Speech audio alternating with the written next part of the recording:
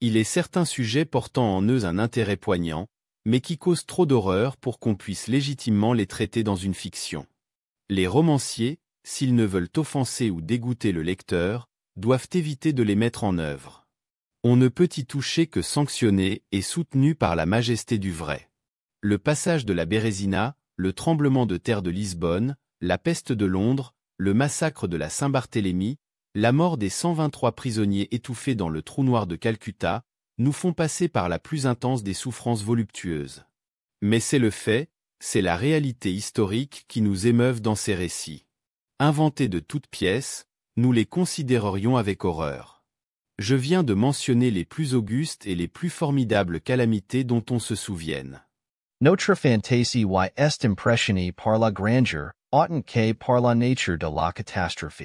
Mais je n'ai pas besoin de rappeler au lecteur que, dans la liste longue et fatale des infortunes humaines, j'aurais pu choisir des exemples individuels plus saturés d'horreur qu'aucun de ces vastes désastres. La véritable misère, la souffrance extrême échoit au petit nombre seul et non pas à la multitude. Remercions un Dieu de miséricorde d'avoir réservé les agonies dernières à l'homme unité et d'en avoir préservé l'homme foule. Être enterré vivant est certes la plus terrible des extrémités qui se soit jamais appesantie sur une créature mortelle. Que cela soit arrivé fréquemment, très fréquemment, aucun homme de sens ne le niera. Les limites qui séparent la mort de la vie sont, à prendre les choses au mieux, obscures et vagues. Qui dira où l'une finit et où l'autre commence? Nous savons qu'il existe cas pathologiques dans lesquels toutes les fonctions apparentes de la vie semblent s'être éteignissant, à proprement parler, que suspendus. Ce sont les arrêts temporaires d'un mécanisme incompréhensible. Une période indéfinie s'écoule, et quelques principes mystérieux, imperceptibles, mais de nouveau embranlent les pignons magiques et les roues enchantées. Le lien d'argent n'était pas dénoué à jamais, ni le globe d'or irréparablement brisé. Mais, pendant ce temps, l'âme qu'était-elle devenue? D'ailleurs, outre la conclusion inévitable et a priori, qu'une cause devant forcément produire son effet, il est nécessaire que les cas fréquents et connus de mort apparente donnent lieu çà et là à des enterrements hâtifs. Outre cette considération, nous avons le témoignage direct de l'expérience et des hommes de savoir pour démontrer que souvent de pareilles inhumations ont été accomplies. Je pourrais en citer immédiatement, si cela était nécessaire, une centaine d'exemples bien authentiques. Il serait aisé de multiplier ces histoires, mais je m'en abstiens. Elles nous sont inutiles pour établir une thèse évidente. Et si nous songeons combien il est rare que nous puissions constater ces cas d'enterrement prématuré, il nous faudra admettre encore qu'ils doivent fréquemment se produire sans que nous le sachions. En réalité, il n'arrive pas souvent qu'un cimetière soit détourné de sa destination, sans que l'on y trouve des squelettes tordus en posture qui suggèrent les plus épouvantables soupçons. Terribles en effet ces soupçons, mais combien plus terrible la chose. On peut affirmer sans hésitation que rien n'est plus fait pour inspirer le dernier degré de la détresse physique et morale, que de se sentir enterré vivant. L'oppression insupportable des poumons, les vapeurs étouffantes de la terre humide, l'élancement des vêtements mortuaires, le contact rigide de la maison étroite, la noirceur des ténèbres absolues, le silence qui vous accable, profond et pesant comme une mer, la présence invisible mais perçue du ver, l'universel conquérant, ces épouvantes jointes à l'idée d'herbe verte et d'air au-dessus, avec le souvenir d'amis chers qui voleraient à votre secours s'ils savaient ce que vous souffrez, là. Certitude que jamais ils n'en seront informés, que votre part désespérée est celle des vraiment morts, ces idées, dis-je, portent dans le cœur encore palpitant une terreur insupportable devant laquelle blêmit et se détourne l'homme le plus déterminé. Nous ini connaissons pas diagoni plus dur sur terre. Nous ini pouvons revertuiel, y est un supplice plus hidux dans le dernier cercle de l'affaire. Et c'est là ce qui donne à ce sujet son intérêt extrême, mais dépendant, à cause de l'horreur dont il procède, de notre conviction que les choses comptées sont vraies. Or ce que je vais dire est tiré de ma connaissance propre, de mes souvenirs personnels et positifs. Pendant plusieurs années, j'ai été sujet à des attaques de ce mal singulier que les médecins se sont accordés à appeler catalepsie, faute de dénomination plus précise. Quoique les causes lointaines et immédiates de ce mal, quoique ces diagnostics mêmes, soient encore mystérieux, ces caractères apparents sont suffisamment connus. La maladie a divers degrés. Dans l'un, le patient demeure en une sorte de léthargie extraordinaire, tantôt durant un jour, tantôt durant un temps moindre. Il reste sans sentiment, sans mouvement extérieur, mais le pouls est encore faiblement perceptible, quelques traces de chaleur ont persisté, une faible rougeur colore le centre des joues et en appliquant un miroir aux lèvres, on arrive à reconnaître l'action tardive, inégale, vacillante des poumons. D'autres fois l'attaque dure des semaines, des mois, et alors l'examen le plus détaillé, les épreuves médicales les plus rigoureuses ne parviennent pas à établir de distinction entre l'état du patient et ce que nous sommes convenus d'appeler la mort absolue. Habituellement le malade échappe à l'inhumation prématurée, par la connaissance qu'on s'est proche de ses accès précédents, les soupçons qui en résultent, et surtout par l'état de conservation où se maintient son corps. Les progrès de la maladie, heureusement, sont lents. Ses premières manifestations, quoique marquées, sont équivoques. Ensuite les accès se caractérisent et se prolongent. C'est cette gradation qui seule assure contre l'inhumation prématurée. Le malheureux qui, du premier coup, serait en but à une attaque violente, comme cela arrive parfois, serait presque inévitablement livré vif à la tombe. Mon cas ne se distinguait par aucune particularité marquante de ceux décrits dans les livres de médecine. Quelquefois sans aucune raison apparente, je tombais dans un état de demi-syncope, et sans souffrance, sans pouvoir remuer, ni même penser, éprouvant la connaissance sourde et somnolente de mon existence, de la présence des personnes autour de mon lit, je demeurais inerte, jusqu'à ce que la crise de mon mal me rétablît subitement dans la plénitude de mes facultés. D'autres fois, j'étais frappé rapidement et impétueusement. J'étais saisi de faiblesse, d'engourdissement, de frissons, de vertige et je tombais tout à coup en une prostration profonde. Alors, des semaines durant, tout était vide, silencieux, noir, et l'univers s'annihilait. Je revenais de ces dernières attaques, aussi graduellement et aussi lentement que l'accès avait été soudain. Comme le jour point pour un mendiant errant sans demeure et seul pendant les longues nuits d'hiver, aussi tardive, aussi réconfortante renaissait en moi la lumière de l'âme. À part ces attaques, ma santé générale paraissait bonne, et je ne pouvais m'apercevoir qu'elle déclina par mon mal, à moins que celui-ci ne fût cause d'une sorte d'idiosyncrasie qui me prenait pendant mon sommeil ordinaire. En me réveillant le matin, je ne parvenais jamais à reprendre immédiatement la pleine possession de mes sens. Je demeurais toujours en grand effarement et perplexité, mes facultés mentales, et particulièrement ma mémoire, tardant à m'obéir. Toutes mes sensations, libres d'ailleurs de souffrances physiques, étaient pénétrées d'une infinie détresse morale. Ma fantaisie se prit à hanter les charniers. Je parlais de tombeaux, d'épitaphes, de décomposition. Je me perdais en rêveries funèbres, et la pensée d'être enterré vif régnait en maître dans mon cerveau. Le danger horrible auquel j'étais exposé, je m'en souvenais jour et nuit, torture excessive dans l'un, suprême dans l'autre. Quand l'obscurité pleine d'épouvante tombait sur terre, alors, de toutes les horreurs de la pensée, je tremblais, comme les plumes sombres qui vacillent aux quatre coins d'un corbillard. Quand je ne pouvais plus endurer la veille, il me fallait lutter pour me contraindre à dormir, car je frissonnais en me disant qu'à mon réveil, je pouvais me trouver clos dans une tombe. Et quand enfin je cédais au sommeil, ce n'était que pour tomber dans un monde de fantômes où planait seul sur ses ailes noires et ombreuses mon éternelle idée sépulcrale. Parmi les innombrables images de deuil qui m'oppressèrent ainsi en songe, je prends, pour la rappeler, une vision unique. Je me crus saisi une fois d'une attaque de catalepsie de durée et d'intensité plus qu'ordinaire. Tout à coup une main froide vint sur mon front, une voix impatiente et chevrotante murmura les mots « Lève-toi » à mon oreille. Je me dressai sur mon lit, et l'obscurité étant totale, je ne pus voir la figure de celui qui m'éveillait. Je n'arrivais pas à me rappeler à quelle époque j'étais tombé en catalepsie, ni l'endroit où j'étais alors couché. Comme je demeurais sans mouvement, et m'occupais à rassembler mes pensées, la main froide me saisit durement au poignet et la voix chevrotante reprit. « Lève-toi. » Natiej podet de ti lever? Et qui es-tu? Demandage. Je n'ai pas de nom dans les régions que j'habite, répliqua la voix lugubre.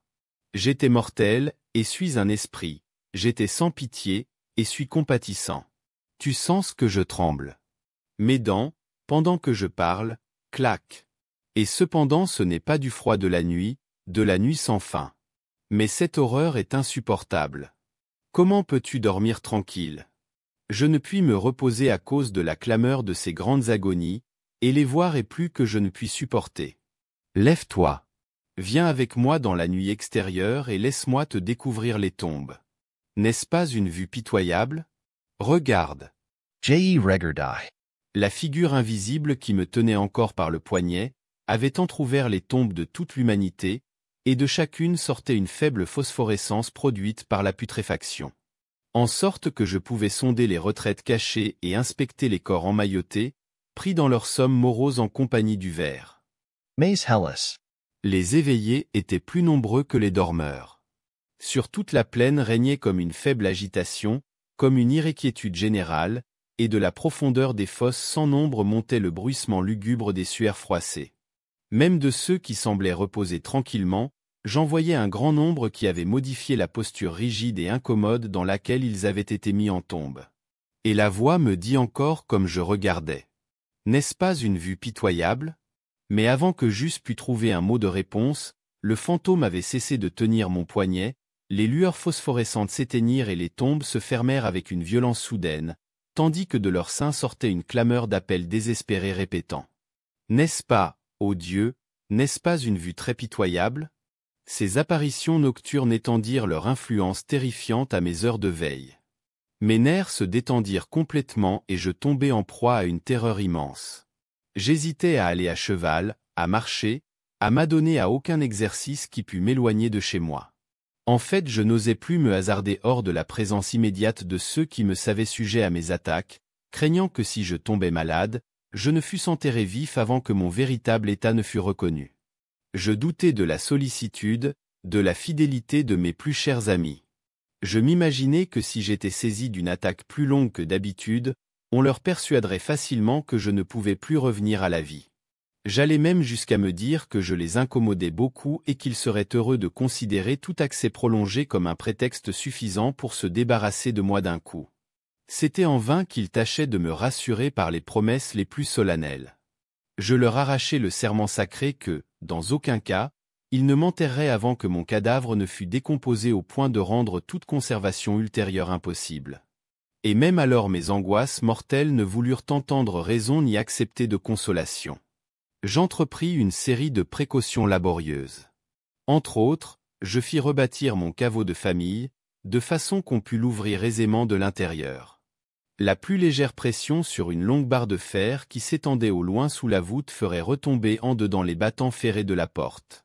J'avais pris garde aussi de laisser entrer l'air et la lumière, d'établir des réceptacles propres à contenir des aliments et de l'eau, à portée du cercueil destiné à me recevoir. Celui-ci était chaudement et mollement capitonné. Son couvercle était pourvu comme la porte du tombeau de ressorts arrangés de manière que le plus léger mouvement du cadavre suffit à les faire jouer. En outre, au toit du caveau était suspendue une grosse cloche dont la corde devait passer par un trou dans le cercueil et être attachée à ma main. Mais que valent les précautions contre la destinée? Toutes les miennes, si bien combinées, ne devaient pas sauver des dernières agonies un malheureux condamné à être enterré vif. Une fois, je me trouvais passant, comme cela m'était souvent arrivé, d'une inconscience totale dans le premier sentiment faible et indéfini de mon existence. Lentement, avec la marche d'une tortue, arrivait la faible lueur grise de la lumière mentale. Un malaise torpide, le sentiment apathique d'une souffrance sourde, pas d'inquiétude, pas d'espérance, pas d'effort. Puis, après un long intervalle, un tintement dans les oreilles, puis, après une durée plus longue encore, une sensation de fourmillement aux extrémités. Ensuite, une période comme éternelle de repos voluptueux, pendant lequel mes sensations renaissantes travaillaient à se façonner en pensée. Encore une lourde rechute dans l'inconscience, un retour soudain, enfin le léger tremblotement de la paupière, et immédiatement, un choc électrique de terreur mortelle qui chassa le sang du cœur aux tempes, furieusement. Alors je fis le premier effort positif pour penser, la première tentative pour me ressouvenir. Le succès fut d'abord partiel et éphémère, puis la mémoire revint peu à peu, et j'eus, en quelque mesure, connaissance de mon état. Je sens que je ne sors pas de mon sommeil ordinaire. Je me rappelle que je suis sujet à la catalepsie, et maintenant enfin, de l'élan de toute une mère, s'abat sur mon esprit frémissant l'idée du danger effroyable, la vision spectrale est toujours prévalente de mon inhumation prématurée. Après que mon idée fixe m'eut ressaisi, Je restai quelques minutes sans mouvement. Je ne pouvais me donner le courage de remuer. Je n'osais pas faire l'effort qui devait me renseigner sur ma situation. Et cependant, quelque chose me chuchotait à l'oreille que ma peur était juste. Le désespoir, un désespoir comme aucune autre misère n'en inspire, me poussa seul, après une longue irrésolution, à lever les lourdes paupières de mes yeux. Il faisait sombre, tout était sombre. Je savais que mon accès était terminé, que ma crise était passée depuis longtemps, que j'avais de nouveau pleinement recouvré l'usage de mes facultés visuelles, et cependant, il faisait sombre, tout était sombre. C'était l'absence absolue de lueur qui règne dans la nuit sans fin. J'essayais de crier, mes lèvres et ma langue desséchée se murent convulsivement, mais aucune voix ne sortit de mes poumons oppressés qui, comme sous le poids de quelques montagnes, se dilataient et palpitaient avec le cœur, à chacune de mes aspirations haletantes. Le mouvement que firent mes mâchoires dans mon effort pour crier, me montra qu'elle était attachée comme on le fait aux morts. Je sentis aussi que j'étais couché sur une substance dure et que mes côtés étaient comprimés étroitement entre des parois rigides. Jusque-là je n'avais tenté de mouvoir aucun de mes membres. Maintenant je levai violemment mes bras que j'avais trouvés étendus, les poignets croisés. Ils frappèrent une paroi solide, ligneuse, qui s'étendait au-dessus de mon corps à une hauteur de 6 pouces environ. Je ne pouvais plus douter que je ne fusse enfermé dans un cercueil. Alors au milieu de ma misère infinie, vint doucement l'ange de l'espérance. Je me rappelai mes précautions. Je me tordis, je fis des efforts spasmodiques pour briser le cercueil. Il ne voulut pas céder. Je tâtai mes mains cherchant la corde de la cloche. Je ne pus la trouver. Et le consolateur s'enfuit à jamais, un désespoir plus âpre encore reprit le dessus. Car je ne pouvais m'empêcher de m'apercevoir que mon cercueil n'était point capitonné comme celui que j'avais fait préparer avec tant de soin. Soudain, mes narines furent frappées de l'odeur forte et particulière qu'exhale la terre humide. La conclusion s'imposait. Mon mal m'avait surpris hors de chez moi, parmi des étrangers, quand tout comment, je ne pouvais m'en souvenir, et c'étaient eux qui m'avaient enterré vif comme un chien, qui m'avaient cloué dans un cercueil commun et jeté profondément, à tout jamais, dans une fosse ordinaire et sans nom. Comme cette horrible conviction pénétrait tout au fond de mon âme, je tâchai encore une fois de crier haut, et dans cette seconde tentative, je réussis. Un cri long, continu, un hurlement d'agonie, résonna par les royaumes de la nuit souterraine. Eh bien, eh bien. Ah. Là-bas, répondit une voix rude. Que diable y a-t-il maintenant? Dit une seconde voix. Dites donc, avez-vous fini? Dit une troisième. Voulez-vous bien ne pas hurler ainsi, comme une chatte amoureuse? Dit une quatrième. Et là-dessus, je fus saisi, et rudement secoué pendant plusieurs minutes par 2 ou 3 individus d'apparence grossière. Ils ne me sortirent pas de mon sommeil, car j'étais grandement éveillé quand j'avais crié, mais ils me rendirent la pleine possession de ma mémoire. Mon aventure avait eu lieu près de Richmond en Virginie. Accompagné d'un ami, j'étais allé à la chasse et nous avions suivi pendant quelques milles la rive du James River. La nuit approchait quand nous fûmes surpris par une tempête. L'entrepont d'un petit sloop, ancré dans la rivière et chargé de terreau, fut le seul abri qui s'offrit à nous. Nous nous y installâmes de notre mieux et passâmes la nuit à bord. Je me mis pour dormir dans l'une des 2 seules cabines de l'embarcation, et les cabines d'un sloop de 60 à 70 tonnes n'ont pas besoin d'être décrites. Celle que j'occupais ne contenait aucun effet de literie. Sa largeur extrême était de 18 pouces, et sa hauteur, du sol au pont qui la couvrait, exactement la même. Je trouvais assez difficile de m'y fourrer. Néanmoins je dormis profondément, et mon illusion entière, car ce n'était ni un songe ni un cauchemar, provint naturellement de la posture où je me retrouvais, de mon courant habituel d'idées, de la difficulté que j'éprouvais, comme je l'ai dit, à reprendre mes sens et particulièrement ma mémoire, à mon réveil. Les hommes qui vinrent me secourir étaient les maîtres du sloop et quelques paysans engagés pour le décharger. L'odeur de terre provenait de la cargaison même. Quant au bandage qui enserrait mes mâchoires, c'était un foulard que je m'étais attaché autour de la tête à défaut de mon bonnet de nuit accoutumé. Cependant les tortures que j'avais souffertes étaient égales assurément, sauf pour la durée, à celles qu'éprouverait un homme enterré vif. Elles avaient été effroyables, au-delà de toute idée. Mais le bien sortit du mal. car l'excès même de ces tourments produisit en mon esprit une révulsion inévitable. Mon âme prit du ton, de la fermeté. J'allai à l'étranger, je m'adonnai à de rudes exercices. Je portai ma pensée sur d'autres sujets que la mort. Je me débarrassai de mes livres de médecine. J. E. Burleigh Buchan.